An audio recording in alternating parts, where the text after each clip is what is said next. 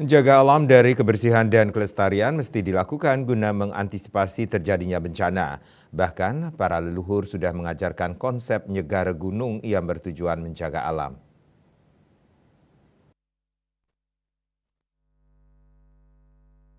Kebersihan dan kelestarian alam sangatlah penting untuk keberlangsungan hidup semua makhluk. Akademisi Profesor Ketut Sude menyatakan, konsep menjaga alam sejatinya sudah diajarkan oleh leluhur.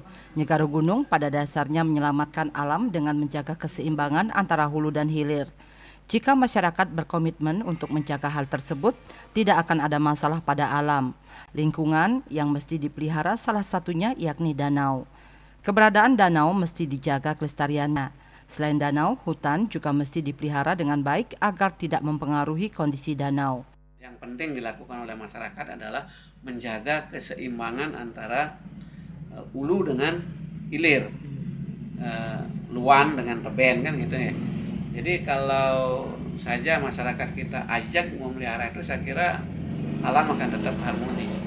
Cuman persoalannya seperti yang saya katakan tadi kan, kita sering melakukan kekerasan terhadap alam, kadang-kadang tanpa disadari itu.